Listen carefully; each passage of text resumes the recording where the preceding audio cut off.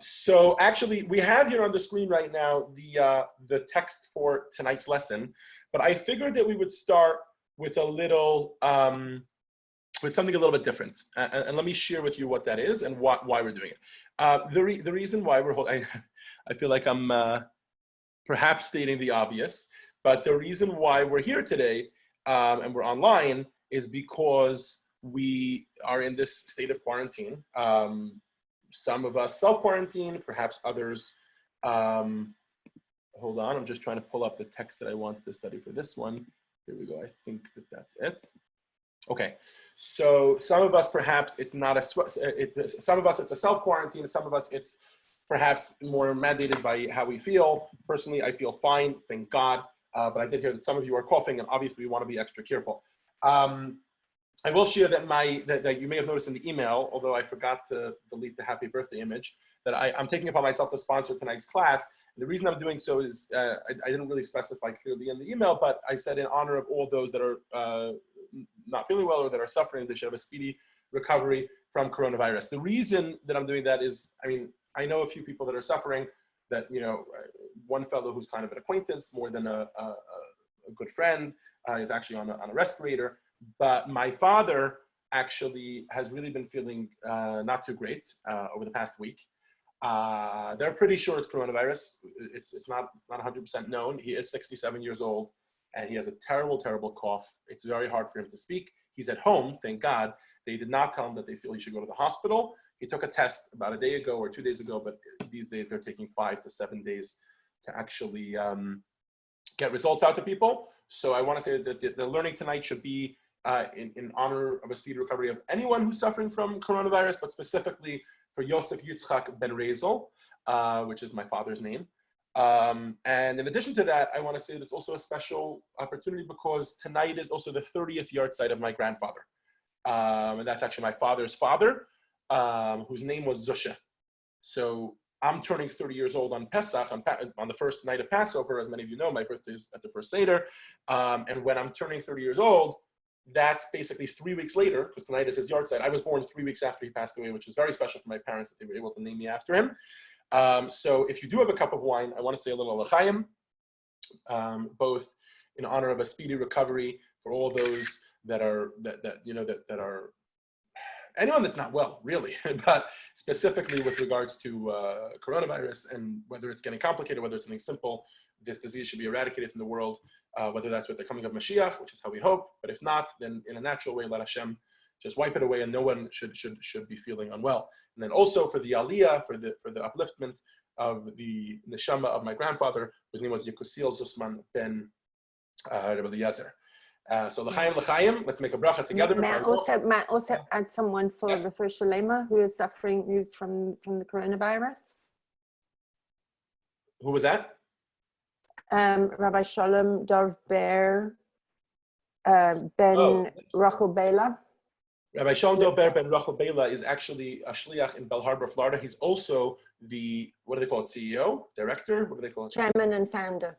He's the chairman and founder of the Aleph Institute, which is the arm of Chabad that helps in prisons and on army bases. And Leah works for them. Although she lives here in Pasadena, she works for them. They're based in Florida. And from what I understand, how is he doing, Leah? Do you know? He's in the hospital. He's 75 and he has had previous heart valve replacement surgery. So he's a high risk patient and urgently needs our Tehillim, chapter 75. He's 74, I'm sorry, chapter 75 to Tehillim. And also the Rabbi of Young Israel in that community is also. So okay. The whole entire community has been asked to self-isolate. Absolutely, and together with everyone, I know many people, it's a very, very sad reality, and we really have to be very, very careful. It's a good thing that we're all at home. That's where we should stay. From my understanding, there's not really going to be services of Chabad of Pasadena this Shabbos. So, I mean, I don't take this as the official announcement. Rabbi Hanoka will send out whatever notifications will be necessary. But for now, let's just say l'chaim in their merit, and we'll learn some Torah in their merit. Baruch Ata Adonai Eloheinu Melech Haolam Borei Peri Hagafen. And a refuah shlema for your father. Thank you. Okay, so what did I want to start with here? What I want to start with here, this is what we have in front of us is a text from Rabbeinu Bachya Ibn Pekudei, who you may have heard of. and it's from a book called Duties of the Heart. And in short, he makes the case for faith. But much more than making the case for faith, he gives us tools as to how to keep our faith strong in times of struggle. And while that's usually in regular life, the struggle for faith is just life. You know what I mean? Like we got work to do, we got places to go, we got people to see, and things. It's hard. life throws lots of challenges at us, and stress, and the daily stress, and the schedule. But all of that has become eclipsed now by this kind of more global issue here at hand, which is very, very serious, and to a lot of people that shakes their faith.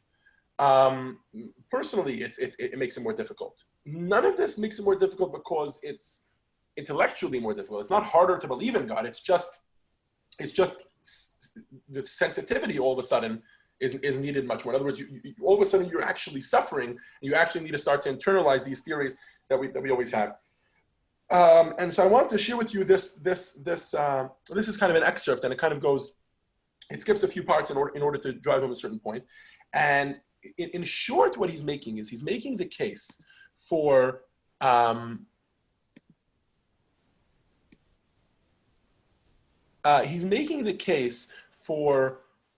hold on, let me just move this chat here like that we can all see it. He's making the case for the fact that our belief in God should not just be something that's intellectual. It shouldn't just be something that is, we believe in monotheism because that's, but it should actually be something that's very personal. That's why the book is called Chovos HaLevavos, the duties of the heart. And I just want to share with you what he shares here. So because we can't read his whole book, one of the things that he does is he actually examines the text in Bereshit, and he talks about how in Genesis, when God actually creates the world, there are some interesting things to point out. Number one is that every time that God creates something, the Torah specifically feels the need to tell us Vayakhel that it was exactly as God wanted, almost as if the Torah is showing off that God is omnipotent and he can do whatever he'd like, and it always happens and goes right. And the second thing that we see is that every time God creates something, he always says, Vayar Elokim ki tov. God says, God saw what he did and it was good. And he makes the case that this is a very, very strange thing. Why would God specifically have to write these details? That God saw that it was good. And he says, from here we take the notion, the bedrock foundation of our Jewish belief, that God is good. And that everything that he's created in this world, first of all, he created it by design in a very specific manner because this is what he wanted. And in addition to that, he created it in the best possible way. Chassidus takes us a little bit further because Chassidus says that the world is actually being recreated at every moment. So if so, then in this particular moment, this particular scenario in which the world finds itself is, first of all, by design, and second of all, very, very good. Now, how does this help us, right? So of course, we believe in monotheism, we believe that God created the world, but how does it actually change our lives on a day-to-day basis? Ideally, it should cause what we call bitachon, or trust in God, that he knows what he's doing and there's some plan, and we never give excuses. We never say, but for whatever reason, this is what's supposed to be. Let's read it. Leah, if I can ask you to read for us text 8a, this is from a different class, but if I can ask you to read these excerpts from Rabbi Vayakhel-Pekudei. Go ahead. Leah. When you know that there are people who have compassion and pity for you, you will trust them and be at peace in all matters upon which you depend on them, provided that they are strong, undefeatable, and cannot be prevented from fulfilling what is requested of them. But if they are weak, they cannot be relied upon, even it is clear that they are compassionate and caring, due to the many areas in which they are restricted. In addition, you must be certain that they are absolutely generous and kind. Now, if people were to have all these traits, it would behoove those who know this to place their trust in them, and to be totally at peace internally and externally, in their hearts and limbs, and to be faithful to them. And it continues on this page. And to accept. And to accept and favorably regard all their judgments and actions. Right. Now, the point that he's making here is that if you follow a simple 3-step process, which is we all have experiences of that there's someone that we trust, someone that loves us, someone that we trust very, very deeply, and that whether it's if we needed to leave town and somebody had to babysit our children or our dogs or whatever it is, we know that they would take care of them. Or somebody that we know we can trust whenever we have a question on our minds and we have something that's bothering us, we can call them up and we know that they will really give us the advice that they feel is best for us. We all have people like that in our lives. The point that he's making is if we can figure out, number one, how to move that trust to God. In other words, to have that same feeling of trust that we have towards another human being, which maybe is our spouse, or maybe is some other person we just trust tremendously. Can we move that feeling of trust to God, number one? And then the next two go way beyond what you can do to a human being. Number two, to believe that God is capable of everything, right? So just like you may trust someone, tremendously, but if you don't feel that they'll actually be able to care for your son, maybe they're disabled, or maybe they've never cared for a dog before, so you're asking them to take care of your dog, and you're like, they don't know what to do, you would never ask them because they don't have the talents. They're not talented enough or strong enough in that regard. So number one is, if we can recognize that we should trust in Hashem the way we trust in whoever we trust most in the world and beyond. Number two, can we figure out, can we understand, by looking at the Torah and understanding that God is omnipotent, and realizing that God can really do anything he wants in this world, so now God is not only trust for us, we don't only have trust in God, bitachon in God, but we have trust in the best being that ever could be, because he can do anything. And number three, even if you have somebody who's all-powerful, if you don't believe that they're out for your own good, that wouldn't help you. So number three is to understand that God is kind and that God is caring. So number one, to have this trust, just like you would have for another human being. Number two, to recognize that God is omnipotent and completely powerful over the entire world. And number three, to recognize that he actually has our best interests at heart, that he's caring and kind. That three-pronged approach leads to text 8b. Leah, you want to finish off for us? Okay. Oh, I'm still muted. We can relax because we trust that God cares about his creation. No, after that. 8b, text 8b. The benefits of trusting God include tranquility of the heart in the face of worldly worries. The one who has trust finds serenity, security, and peacefulness within this world. As it is written, blessed is the man who trusts in God. God will be his reassurance. So I will not be the first person to say that the reason why the whole world has gone mad, or whatever you want to call it, in other words, why people are stocking up on toilet paper, and why I saw some videos from Brooklyn. Of course, whenever there's something big going on in the world, Brooklyn has riots. There's people rioting outside a laundromat. There's people rioting out. And the reason why people are, whatever it is, whether it's masks, and I saw a news article that a fellow in Tennessee bought a tremendous amount of hand sanitizer in order to double it, or not double, but sell it at to hike up the price. The reason why these things are happening, and I won't be the first person to comment on this, is because human beings are afraid when we lose control. We are afraid when we have doubt, when we don't know what the future holds. And if I may just paraphrase Rabbi Vayakhel-Pekudei, who's considered a very well-known scholar, and his book is very well accepted. I know many people that even in regular life learn his book on a daily basis just in order to add trust in their lives. The Rebbe would encourage many people to read this book. If I may paraphrase from him, for this situation, we should keep that in mind. We should keep in mind that we didn't lose control, but we really never had control. God gives us this ability to run our lives, but he really controls the whole world. And he has our best interests at heart. And while we need to do everything we can in these situations, of course we should stay home. Of course we should stay healthy. Of course we should take all the precautions that are, do the 5, wash it, and all the different things we need to do. But beyond that, when we feel like there is nothing else we can do, we should remember, hold on, somebody's just having trouble getting to the classroom. Let me see. Hold on. I'm not sure exactly. He was saying, he's having some sort of issue. Anyways, hopefully he'll figure it out. We should remember that Hashem has a plan. What that is, we don't know. Just because I'm a rabbi doesn't mean I'm a prophet. But what I can do is share with you these things, and I wanted to do so. So without further ado, let's get into our study for today. So let me bring back up the textbook, which is right here. Okay, where did it go?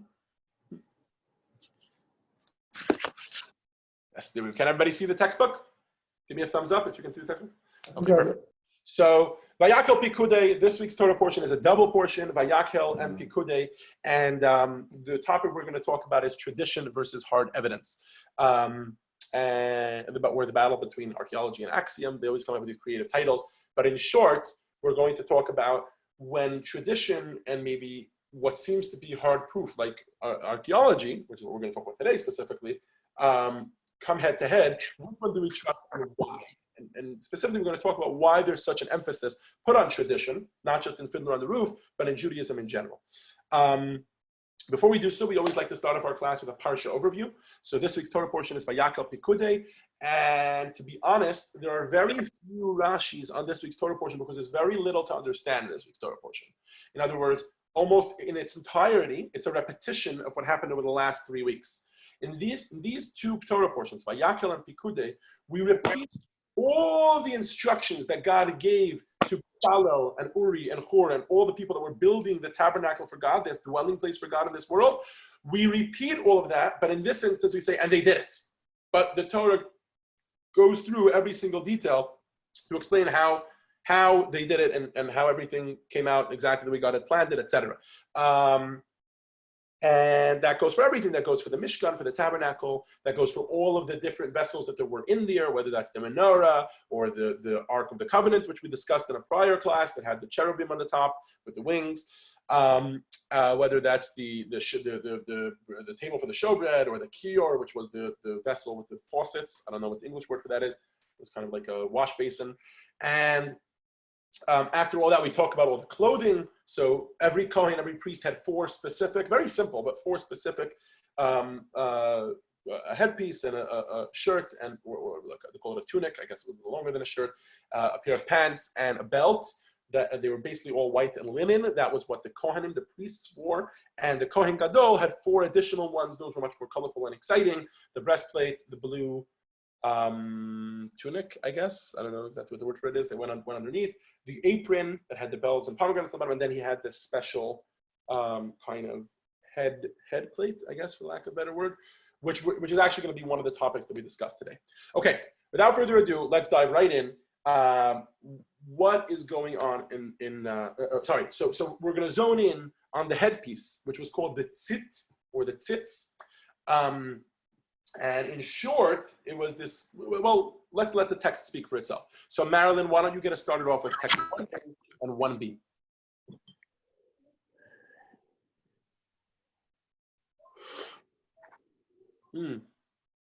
Marilyn, we can't hear you. 1 second.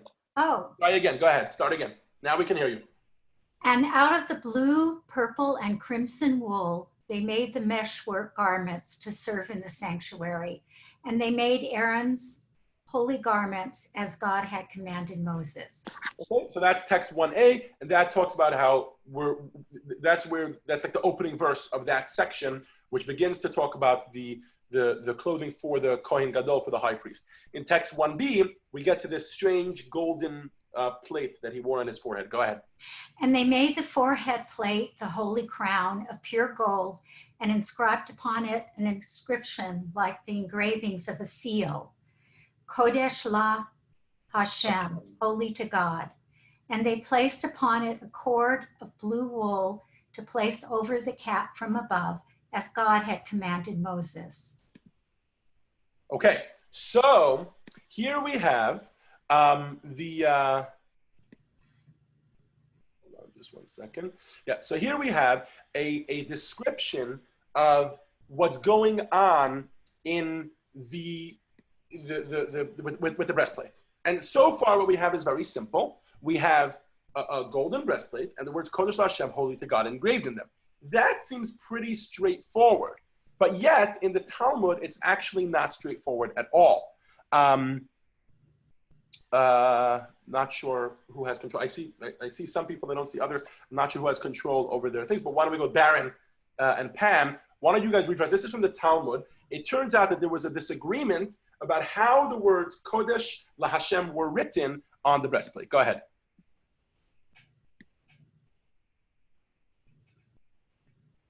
You have to unmute yourself. There you go. Go ahead. Oh, 1 second. I think we're both trying to click it. I'm unmuted. We hear you. Okay. So text 1B? Yep. Text No, 2. two. Okay. The zitzit was a kind of golden plate, 2 finger breadths broad, and it stretched around the forehead from ear to ear, and upon it was written in 2 lines, Yud Hai above the Kodesh La below. But Rabbi Eliezer, the son of Rabbi Yosef, said, I saw it in the city of Rome, and Kodesh La Hashem was written on 1 line. Okay, so immediately here, I think you're going to start to see. Sorry, I'm going to mute some people that are still unmuted like that. We don't hear too much reverberation. Okay, so here we immediately see this interesting argument. So at least at first glance, it seems that there's an argument about how the words were written, right? One opinion is that there was precedence put to Hashem's name. God's name was put on the top because that was important. And I guess the way you read it was from the bottom to the top. Kodesh la Hashem above it. But then comes the second opinion, and he says, I actually saw it in Rome. I was in Rome, right? Because the Romans were the ones who destroyed the Holy Temple. And he says, I saw it, and it actually wasn't written that way. It was written pretty straightforward as 1 line. But we'll find that when it comes to Jewish law, for starters, why would there even be a rabbi that would argue, if one person saw it, we're not trusting this rabbi, by the way. Rabbi Yossi is a very respected sage in the Talmud. It's not like he was like some, outward guy. We're not sure if we trust what he saw. He was a very respected person. The discussion here is whether even though he saw it, I still believe it's true the other way. I mean, kudos to them for trusting their tradition so strongly. I probably wouldn't if I don't know, like if I heard from someone that the Rebbe would do things a certain way, and then instead of me believing them, I said, yeah, meaning somebody saw it, and then I'm going to argue with them and say, that would be a very strange thing for me to do. But we find that the halacha, actually, the law follows that opinion. So let's see text 3. Phil, you want to read for us? Let me unmute you, and then you go ahead. Okay, text 3. How is the forehead plate made? We made a plate of gold 2 fingers breadth wide that extends over the forehead of the high priest from one ear to the other. Upon it is written, I can't, let me look at it. Kadosh La in 2 lines. Kodesh on the lower line. Kodesh on the lower line. And La Hashem. La Hashem on the upper line. Okay, so the Rambam, who has to give us instructions literally as to how to make it. By the way, the Rambam is the most recent commentary that we have that goes through, from a legal perspective or a halachic perspective, he goes through everything, meaning he doesn't just go through the laws that are appropriate for today's day and age, but he goes through everything. So even the laws that we would need only once to make something that's just standing, etc., he goes through all of that as well. And he's talking to someone.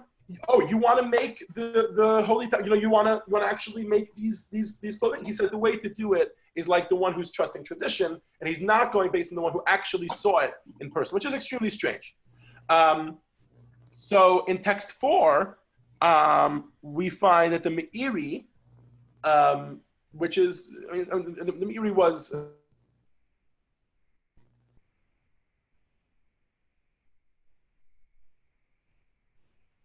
I just lost you.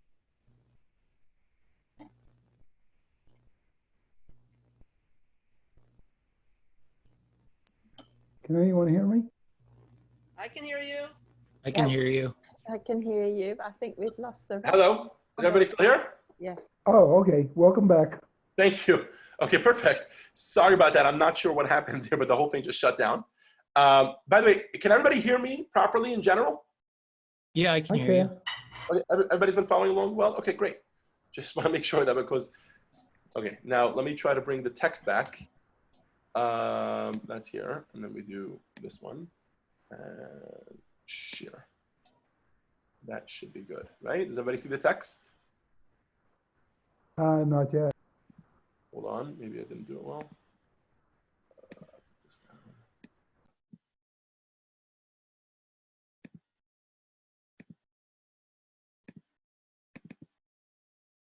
There we go.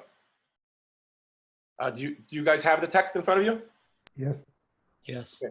Sorry about that. I had just reached for this and I must have pressed something by mistake. So the Meiri is another scholar, and he actually continues to follow the halacha as if we don't have anything else. You know, there's no other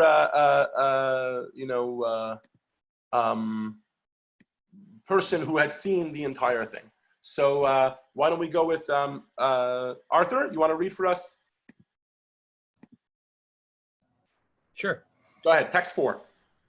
Although one of the greatest sages testified that I saw it in the city of Rome and Kodesh Lach was written on one line, even eyewitness testimony would not lead them to deny their own tradition.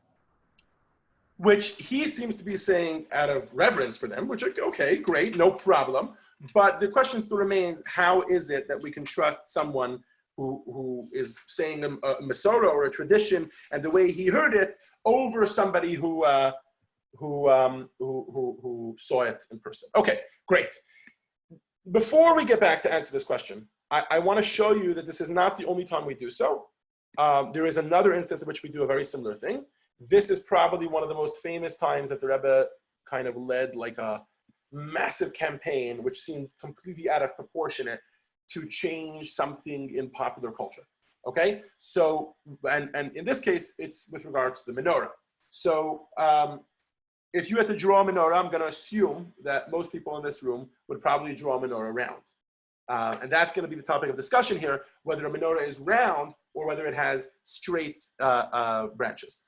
And I have a little treat with regards to this topic, which I'll show at the appropriate time. So Lisa, if you can. By the way, I want to say another cool thing about doing the class online is that we have people from all over. Some people from Northridge and from other places that can't make it to the class usually, but are able to join us now. Lisa, would you like to read for us text 5? We don't hear you. Lisa? Press the space bar. No, it's not. The problem is not that the thing is muted. There's something wrong with the audio. So for now, Julie, if I can ask you to read for us text 5, when you can. Sure. Yes. And he made the candlestick of pure gold, of beaten work. He made the candlestick, even its base and its shaft, its cups, its knobs, and its flowers were of one piece with it. And there were 6 branches going out of the sides thereof, 3 branches of the candlestick out of the one side thereof, and 3 branches of the candlestick out of the other side thereof. So in short, one second, I think actually, here, go ahead. Keep reading. Okay. 3 cups. Sorry. Okay, from the top here. Yeah. 3 cups were made like almond blossoms in one branch, a knob and a flower, and 3 cups were made like almond blossoms in the other branch, a knob and a flower. So it was for the 6 branches going out of the candlestick. And in the candlestick were 4 cups he made like almond blossoms, the knob thereof and the flowers thereof, and a knob under 2 branches of one piece with it, and a knob under the next 2 branches of one piece with it, and a knob under the third 2 branches of one piece with it, for the 6 branches going out of it. Their knobs and their branches were of one piece with it. The whole of it was one beaten work of pure gold. And he made the lamps thereof 7, and the tongs thereof, and the snuff dishes thereof of pure gold. Of a talent of pure gold he made it, and all the vessels thereof. Okay, so if this seems complicated, it actually was. So much so that Moshe was a little bit confounded by the whole process. Moses and Bezalel, the ones who were in charge of making the Mishkan, they were a little bit confounded by it. And what ended up happening was they just took this big talent of gold, of pure gold, they threw it into a fire, and God actually formed the entire menorah.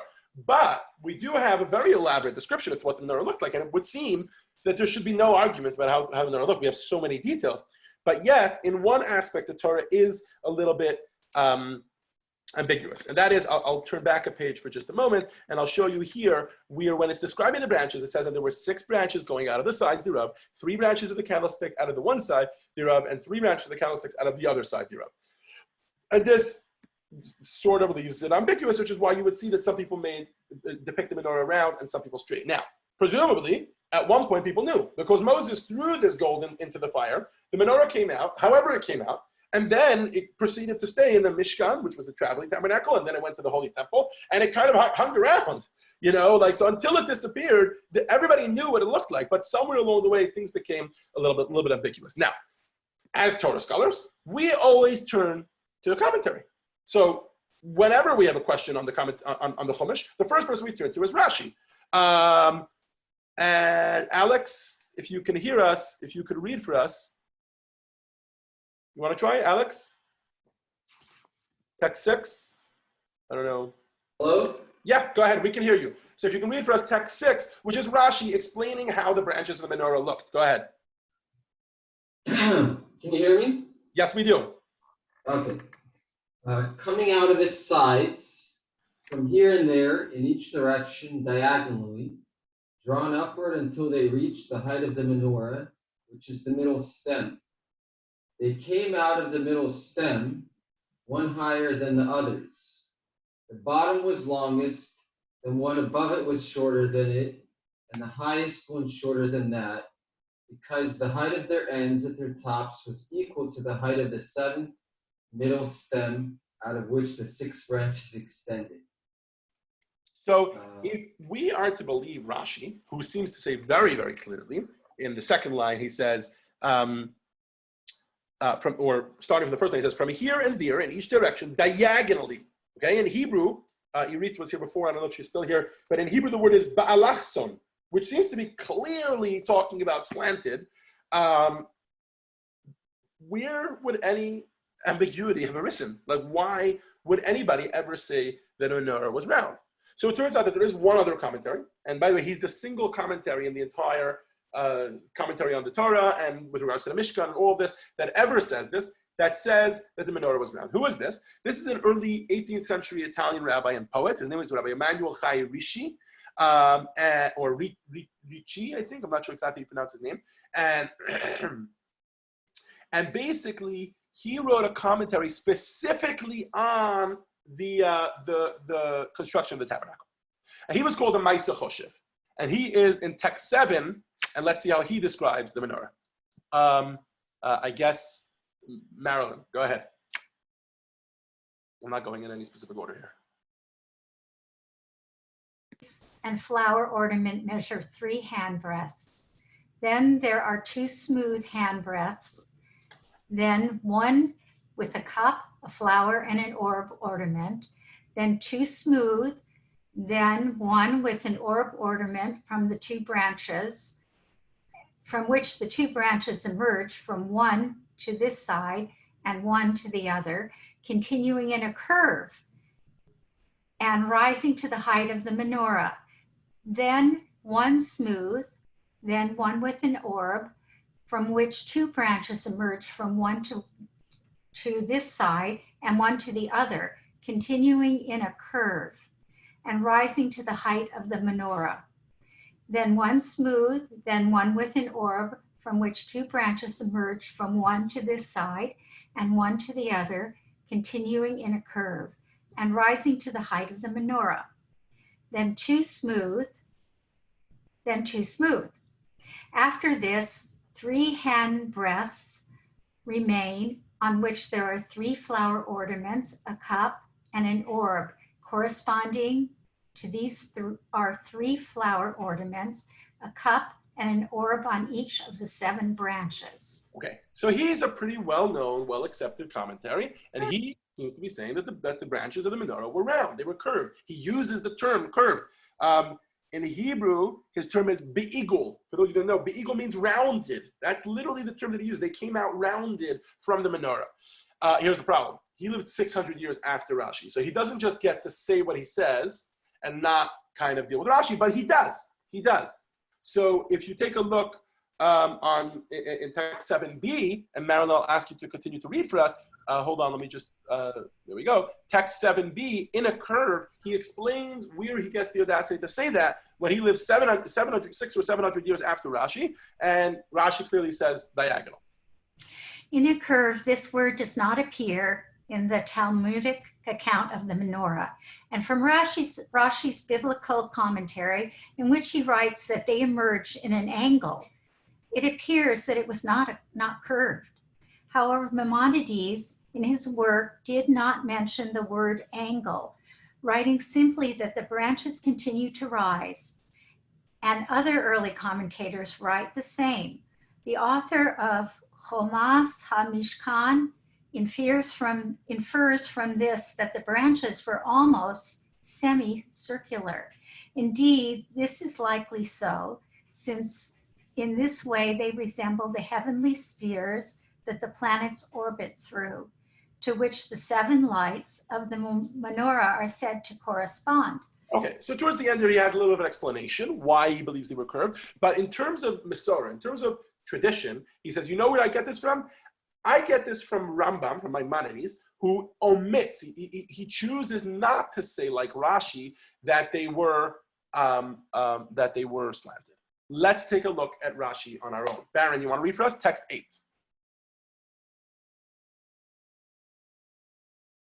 Oh, sorry, I did not unmute you. Go ahead, start again. 6 branches extended straight out from the body of the menorah towards its top. As my father of blessed memory deciphered, not with a curve as someone else has drawn it. So hold on. So they actually, I thought that they quoted Rambam, they don't. So let me just back that up here for a second. This is Rabbi Avraham, the son of the Rambam. So the Rambam, suffice to say, they don't quote it here. I don't know why, I thought that they did. Anyways, he says that my father did not mention that the sticks were straight or round, and that's why the Rishi, who, sorry, he does not say that. He says, the Rambam lived in the 1100s, 1100s mainly, and the Rambam's son lived in the 1200s primarily, and the Rishi does not come around until 500 years later. So the Rambam is kind of in between Rashi. We have Rashi, 100 years later, the Rambam, 50, 60 years later, his son, and then another 500 years later, or 600 years later, we have the Maaseh Choshev, who's the one who gives that explanation on the tabernacle. So here's the interesting thing. The Rambam leaves things kind of ambiguous. He's like, he doesn't say anything. He just says that the branches came out, just like the Torah says. He does not say straight, and he does not say rounded. But let's analyze this text here. Text 8 is the Rambam's son, who's clearly taking the opinion that they were straight. He says 6 branches extended straight. He actually uses the word biyosher, which literally means straight. And he says, as my father of blessed memory depicted it. Okay, now the word depicted it is actually translated as litzayer. Okay, now litzayer, in Hebrew, the word for that is litzayer. Kamoshetzier ota abba mori, as my father depicted it, but that can also be read as my father drew it. Indeed, at the time of the Rishi, it was not known, but a little bit later, they discovered the drawing that the Rambam had drawn. Hold on a second, I'll show it to you. You may have seen this before. This is the drawing of the Rambam. Give me a thumbs up if you can see it. Okay, this is the drawing of the Rambam. And it turns out that the Rambam drew which it's very, I mean, he clearly wasn't an artist. He was, I don't think he needs to be. He was already a physician and a rabbinic scholar and all that. But he does make a point of doing certain things very clearly. First of all, with all that detail that you've seen now depicted a few times, obviously he wants to show where the knobs were and where the flowers were, etc. So that's what he's depicting here. He also depicts the legs on the bottom, and and it seems to be clear that he's out to make the menorah diagonal. He makes the lines directly straight. Let me just bring back up where is it? Here it is, the text. What's happened? There we go. Give me a thumbs up if you can see the text again. Perfect, thank you. So what's going on over here? So the Rebbe is searches to try and find what would be the source for the round menorah. In other words, clearly the Ma'aseh Choshev is he's using the Rambam as his base because he doesn't want to start it with Rashi, and he's saying that the Rambam left it ambiguous, but he seems to be prone. He wants to say that it's rounded. What is the source of this? Leah, go ahead for us. Text 9. The simple explanation might be this. The menorah engraved on the arch is not the correct depiction of the temple menorah. Hold on. I thought the Rebbe was gonna mention where it comes from. So the best we can do is archaeology. We don't even need to do archaeology as in to look underground or anything. Some of you may be familiar with this picture, but let me pull it up. This is a picture of me at the, and I think I'm about 15 years old. This is when I was in yeshiva in France. Titus. And it was way before coronavirus. And I'm standing in front of what's known as the Arch of Titus, which actually many Jews would say is a little bit controversial to go visit. In other words, people would be like, oh, it's a little bit uncomfortable. The Arch of Titus, and I'll zoom in for you here, has a depiction on it of the Jews going into exile. Titus was the actual emperor who destroyed the Holy Temple. He led the destruction of the Holy Temple. He actually brought the Jews into exile. You can Google this picture, by the way. You don't need to have the one that I took in Italy. I just thought that would be cute. That's a teenage me right there. And Scott and Lisa may remember me at that age, I think. No? I was coming to Northridge already then. Anyways, but this is the Arch of Titus. The Arch of Titus has a depiction on it of the Jews. These are supposed to be Jews going into slavery, carrying a menorah with them. And actually, on the Arch of Titus is the inscription, or either there, or maybe it's on a different arch that's right next to it, which says Judea Capta, which means the Jews have been vanquished. The Jews have been captured. The Romans, in their arrogance, chose to put up all these things and say, we're going to live forever, and the Jews will be gone in short order. We've destroyed them. And of course, we know that wasn't the case. Here we are today analyzing whether what they depicted on the Arch of Titus was correct or not, and they're long gone. All that stuff for them is an arch. So the Rebbe says, okay, so here we've arrived at the same thing like at the golden breastplate. We have clear evidence, and then we have Masorah, we have our tradition. What do we do? So who was reading for us? I forgot. I think Leah. Go for it. Text 9. So I'll start again. The simple explanation might be this. The menorah engraved on the arch is not the correct depiction of the temple menorah. Indeed, there are several other details there that do not match the design of the temple menorah.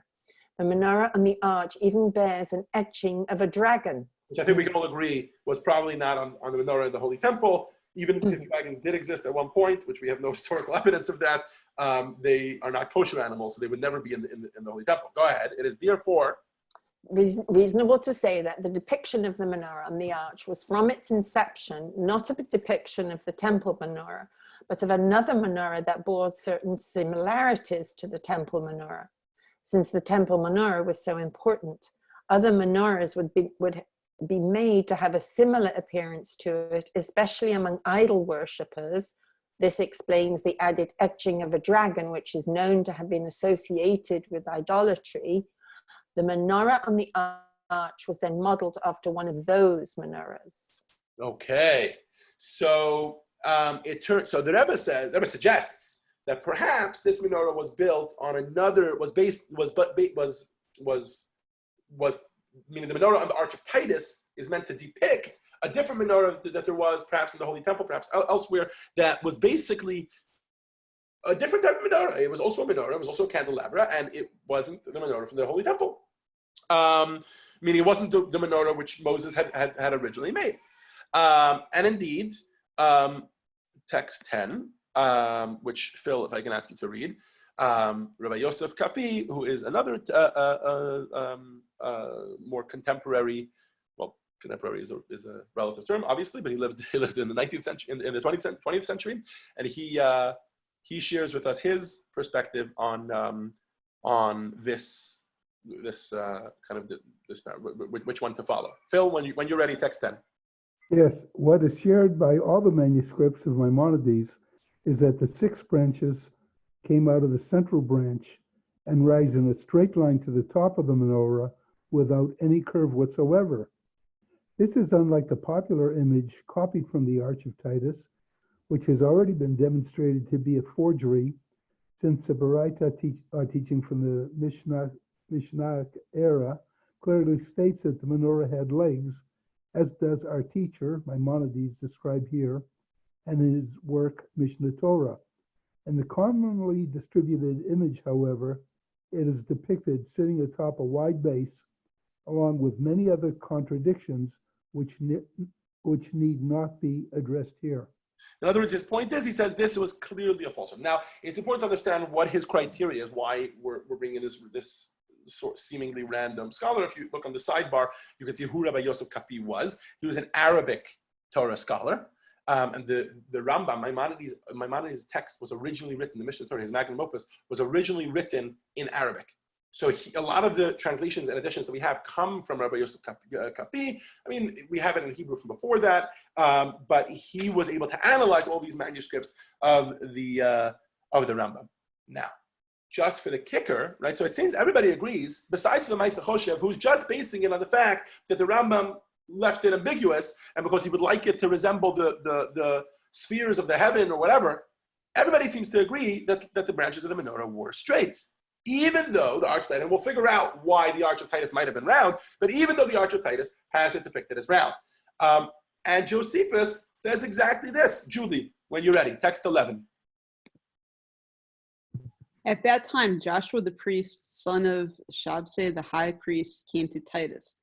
With him were two menorahs of the golden menorah that were in the temple. With him were all the golden tables that were in it, the cups, the spoons, the ladles, and the supports, along with the service garments and the holy garments that were coated in gold, crowned and adorned with precious stones, many good gems. And he gave all these to Titus, and he accepted them. So Josephus immediately mentions an interesting fact. There were two menorahs. He was there at the time, and he's writing this down. And what does he say? He says, now he's not a Torah source. In other words, he's just a historian. And he was Jewish, etc. But Josephus Flavius, etc. For those of you familiar with his whole history, now is not the time. But we get lots of amazing things from him, and there could be lots of controversy about what he wrote, because he did write a history in I guess Greek or Roman or whatever it is, and he wrote one in Hebrew as well. And there are differences, but at the very least, he says that there were two menorahs that were brought to Titus, and I would say that at this point we can easily put the matter to rest. That it would seem that the menorah which is depicted on the Arch of Titus is not necessarily the menorah which was lit in the Holy Temple, as for the mitzvah of the menorah, the one that was made by Moses, etc. And so from this, the Rebbe started a campaign. 1 second. So first, let's just finish off the Rebbe's point. Text 12. Arthur, you want to read for us? Sure. Aside from being entirely inaccurate, the depiction of the menorah on the Arch of Titus was made, of course, as a part of establishing Rome's authority and rule over the Jews. Heaven forfend. The word Judea Capta, the Jews have been conquered, were even inscribed in many places. For example, a series of commemorative coins issued at the time. At certain times, Jews would be forced to come to the Arch so that they would see what is written and commemorate there, in order to humiliate them, and so on. So the Rebbe had a very big issue with the fact that if we're looking for the source for somebody who would, be true to the details and would actually care about this, some Roman artist whoever it was that engraved the Arch of Titus might have taken poetic license. He may have chosen any menorah to do. He wasn't a halachic source. He doesn't feel the need to choose specifically the menorah which Moses made. He has no idea. So therefore, it's safe to say, says the Rebbe, that we as Jews should not be taking our cue from something which actually for many generations Jews were forced to go to. That's why I told you earlier that my picture is a little bit controversial. I mean, my picture is not controversial, but some opinions are that you shouldn't take pictures at the Arch of Titus, because that's not a place that we go to tour. You know what I mean? It's like going to whatever. It's like some people won't take pictures in Auschwitz. It's not a tourist attraction. You don't go. It's a historic moment that's commemorating a low of the Jewish people, not a high. So we shouldn't be. Anyways, but there were times when Jews were actually brought to Rome as slaves and forced to read and to stand and see what is written, sort of to shove it down their throats. See, you guys are slaves and you're under our control. So why would we take our cues from there, says the Rebbe? And from here, the Rebbe started a campaign. The Rebbe said, we have to make sure, I'll read this one right here, text 13. The Rebbe says, if this is correct, in other words, if this whole theory that I'm presenting here is correct, it would be appropriate to restore things the way they were. That anyone depicting the menorah, in order to teach how the menorah that was in the tabernacle and the temple looked, should draw the branches of the menorah diagonally. And based on this, there are grounds for saying that Chanukiot, 8-branch menorahs used on Hanukkah, should also be made with their branches at an angle, which is already a little bit of a stronger statement to make. The Rebbe does make this case. He says if those menorahs are meant to depict what was done in the Holy Temple, they should also be straight. But obviously, there's nothing wrong. There's nothing not kosher about a menorah that has round branches. Many Lubavitchers, many Chabadniks at that time already owned their menorahs. Possibly they were worth over $1,000 because they're made out of sterling silver or what have you. And they went to have their menorahs sold up for auction or whatever it was, and they bought themselves new menorahs. I was born after this whole discussion, and because this is in the 80s, I think, or even 70s. So I just made sure to buy one that was diagonal like that. Obviously, I'm depicting the right one. I consider that I'm a mentor, and so for sure, I want to do it that way.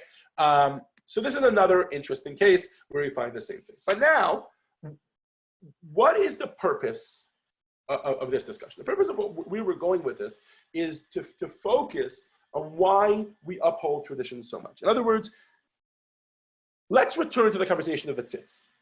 Here we are, we have two opinions. One person saw it, and one person is following tradition. As Jews, not just because it says so in Fiddler on the Roof, but because we actually believe so, we follow tradition staunchly.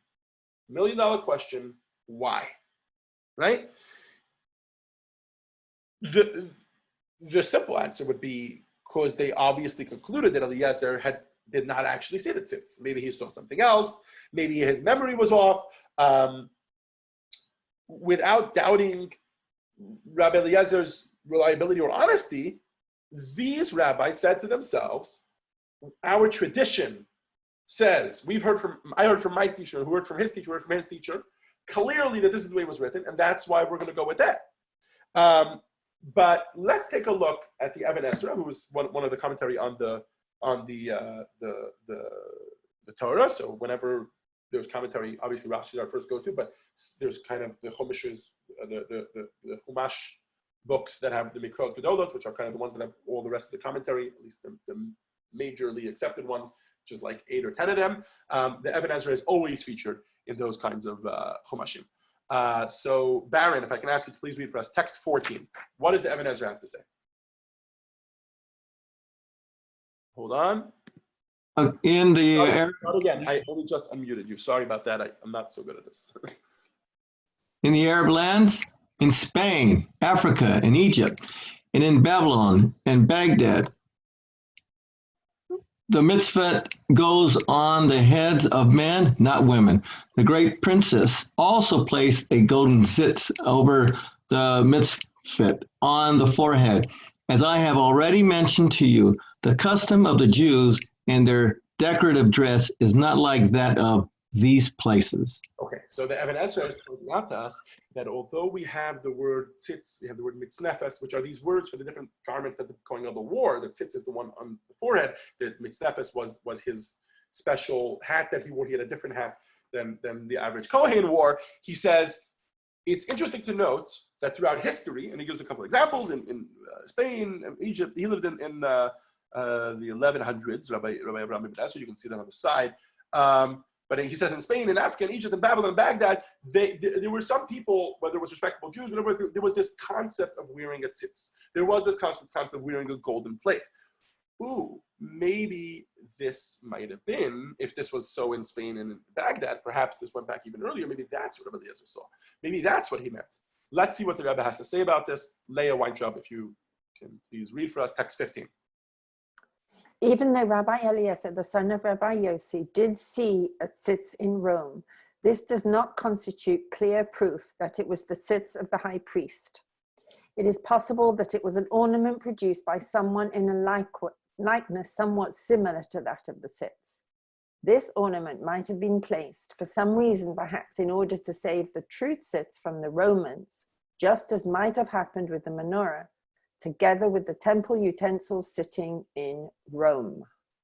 Hold on, sorry, I was, yeah, because now we're going to the next page here. Right, so here's the question. So there may have been other tzitzis. There might have been another one in Rome. When, Rabbi Eliezer never claimed to have seen it on the Kohen Gadol. If he had claimed that, we wouldn't doubt him. But he didn't. He claimed to have seen it in Rome. So now we have a question of somebody who saw something in Rome, people who are not very caring to Judaism, they don't really care to keep the tradition and the history of Judaism alive, versus a whole bunch of rabbis that are saying clearly that we have a tradition we heard based on verses in the Torah, based on this, and there's discussion about this in the Talmud, by the way, in that Talmudic quote which you brought earlier. So without us doubting what Rabbi Eliezer saw, we don't have to say Rabbi Eliezer is a liar in order to argue with him. We're just saying what he saw might not have been the tzitz. And this is interesting because it definitely says something about the power and the emphasis which rabbis literally thousands of years ago, 3,000 years ago, were already, or 2,000, were already placing on tradition. Again, way before we had started placing emphasis on tradition, way before tradition even came under fire, by the way, which is more recently when people are like, oh, why do we just do things for tradition? Whether that's Fiddler on the Roof or whether that's just, the whole American saga over the past 100 years that we've been, that remember with, the Enlightenment and modernity, etc. Way before that, there was discussion about how much emphasis, how much weight should we place on tradition. And these rabbis clearly had so much weight placed in it. They believed so much in the fact that when there's a line of tradition that goes down, and we're going to read about this now in text 16 in a moment. And Marilyn will ask you to read this for us in just a moment. But the point that these rabbis are trying to drive home to us is that don't be so quick to throw tradition out the window. Perhaps another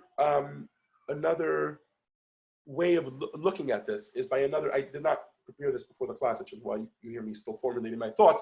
But in the beginning of this week's Torah portion, one more thing that's discussed, just in a few verses, is how the Torah was passed down. And from the beginning, from when Moses came down from Mount Sinai, there's a discussion about tradition in the Torah. And Rashi actually clarifies, he goes through the whole way that this worked. The way Moses taught this to Aaron. We're not talking about the written Torah, of course not. The written Torah was clearly written in the Torah. There's no argument about that. There's millions of Bibles around the world, not Bibles, printed Bibles. There's millions of actual Torah scrolls, or that number came out of my head, hundreds of thousands, whatever it is, of Torah scrolls around the world, that none of them have different words. We're not talking about the written Torah. We're talking about the oral Torah, which went together with the written Torah, which, by the way, can form a whole class in and of itself, how the oral Torah works, because it's not all just the Mishnah and the Talmud, etc. There's more to that story. But this tradition was passed down from Moses at Sinai. There was a lot of emphasis put on it, and God wanted it to be in this manner specifically. Hi, Kalman. Welcome. You're here from Toronto. Actually, Kalman, you're here towards the end of the class, but it is being recorded, and I'll send you over the link afterwards. Kalman is from Toronto. He popped in the Chabad Pasadena one week and just happened to join the class. Kalman, I hope you have a glass of wine. We're doing wine and wisdom. Anyways, so let's wrap the class up with text 16, which is the emphasis of tradition and why Masorah is so important. Who did I see was reading for us? Marilyn, go ahead. When Rabbi Eliezer, the son of Rabbi Yoshi, who had not received such a tradition from his teachers, saw the seats in Rome, he was under no obligation to accept the unlikely possibility that some other seats had been mixed up with the temple vessels. That the truth seats had been replicated, and this depiction was not the same as the high priest's seats, but was some other ornaments someone else had made, and that it was different from the seats. Therefore, he was able to cite it as evidence that Kodesh LaHashem was written on one line. So when he saw it, he had no obligation necessarily to look at it and criticize it. He saw what he saw. But us, when we're sitting, we have to try to figure out the halacha. When we're sitting and studying Torah and trying to figure this out, the question becomes, what do we trust more? Do we trust evidence that's being cited from some archaeological site, the Arch of Titus, some tzitz or forehead plate that's being seen in the treasuries of Rome, or do we or do we follow our tradition? And do we go back and say, what did I hear from my teacher? What did he hear from his teacher? What does Rashi have to say? What does the Rambam have to say? These are scholars who spent their entire lives analyzing Torah, and we see the importance that tradition should play in our lives. So with that, I will say l'chaim. There is another optional section, but we're kind of out of time. We're a little bit over time, to be quite honest.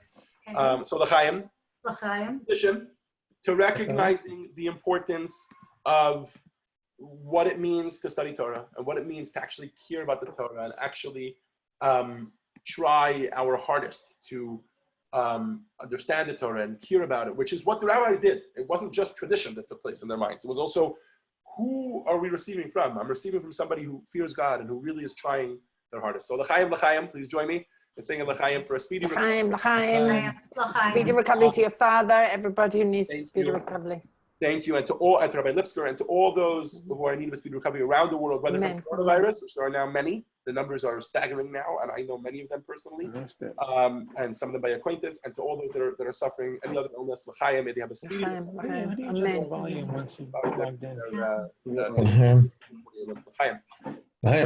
Thank you. Thank you, Rabbi. Thank you all for joining us. Thank you, Rabbi. And, Thank you, Rabbi. You got it. See you all next week. Thank you, Rabbi. Rabbi, can you send me a pointer to the recording of this? Absolutely, will do. I will upload it to YouTube and I'll send it out as well. Thank you. It was fantastic, Rabbi. Thank you. Thank you. I'm glad that it wasn't. Thank you. This whole technology thing is new to me. So You never know. Thank you glad for we the worked it out. introduction Julie, thank you for to the joining 20th us. century. Are you working from home these days, Julie, or are you working from the hospital? Yeah, I'm working from home. So I did my first telemedicine encounter today, and my dog mostly kept quiet. So that was pretty good. The patient was happy she could see a doctor, so it worked out. Was that like this? Were you able to see and hear? Is that what it was? It was similar. So we actually used a secure portal that USC has designed. Right. And so it's similar. It puts the patient in a waiting room, and it puts the doctor in a waiting room, and then it sort of merges them together at the designated appointment time. Right. And it was actually a good experience, I think, for both of us. So yeah, it was interesting. So now we'll be have to come in next week. Right. Marilyn, I'm assuming you're staying home, right? I mean, especially for Pretty much. I mean, I go to the grocery store. Well, That's very depressing. And how? Yes. Yeah, I'm basically staying home. How's Marty holding up? He's fine. He's right. doing fine. Thank you. Alman, for are there a lot asking. of cases in Toronto?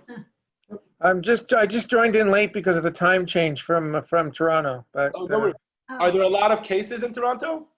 there are probably about 200 throughout Canada, a little over 200. There's 20 to 30 in Toronto. Has the city shut down? Like, is everybody in quarantine? And Yeah, every shul in the city is shut down. Every school is shut down. Wow. Many businesses are shut down. if I can say so, and I'm no health professional or anything, in my opinion, I'm not the big rabbis making the decisions either, but I think that's the right decision. I mean, it's extremely dangerous. I know of a few people on respirators. Anyways, I have to go. It's bedtime for Menachem, but I want to wish you all a good night. Thank you for joining us. Thank you. Thank you, everybody. See you all next week. We'll be doing exactly the same thing, I imagine, unless Mashiach comes before then. And Maybe more people. Yeah. we'll be doing the same thing, so hopefully we'll all be a little better at it. All right. Thank you. Good night. Thank you. Thank Good you. night. Bye. How do I stop?